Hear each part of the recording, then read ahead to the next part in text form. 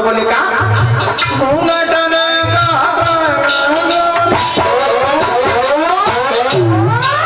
जब उन्हें घूंघट उठाए के जब दिखाए दे जब मुंह के अब परिचय मौका दिखा दे मुंह हुए सब तो दिखा दे तो पूरे मोहर हाथों दिखाए खावे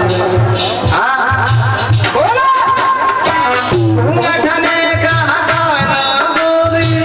कैसी बहुवरी आई कैसी गणपति की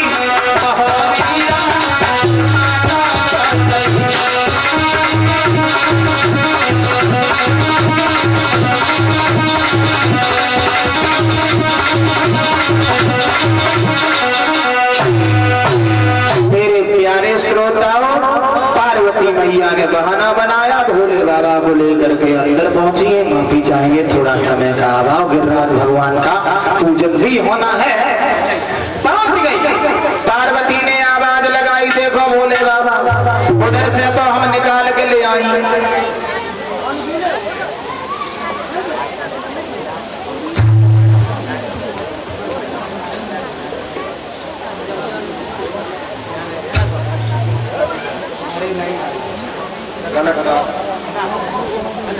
₹201 का पुरस्कार भिजवा रहे हैं जो हमारे रिश्तेदार हैं रोविंद यादव जगतपुर वाले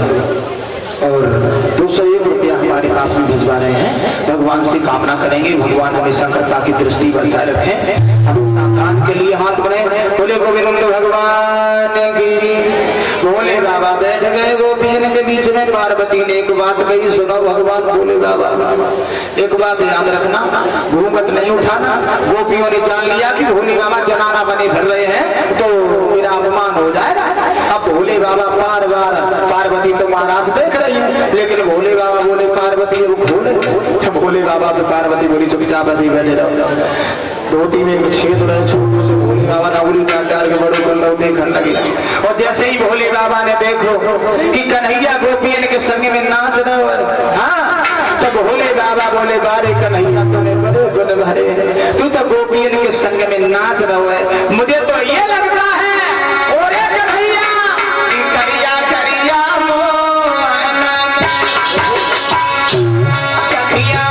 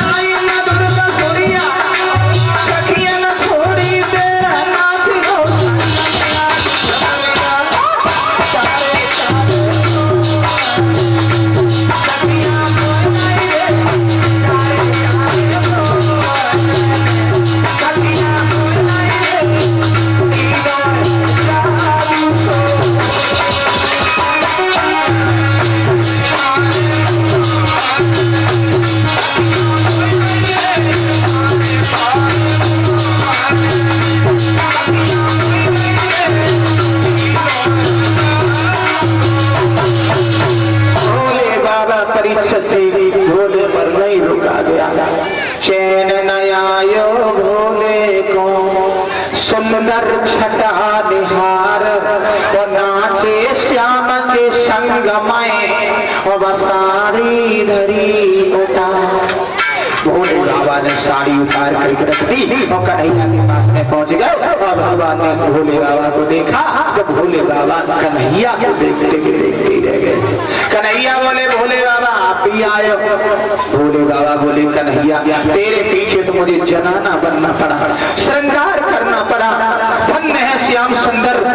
आज मैं समझ गया कि आप इस पवित्र भूमि पर 16 कलाओं से अवतरित हुए हो। परिचय जी महाराज का कार्य पूर्ण हुआ, क्षमा चाहेंगे। और कन्हैया गोपियन को लेकर के चलने लगे तो भोले बाबा ने एक बात कही, अरे कन्हैया रुक जा, कन्हैया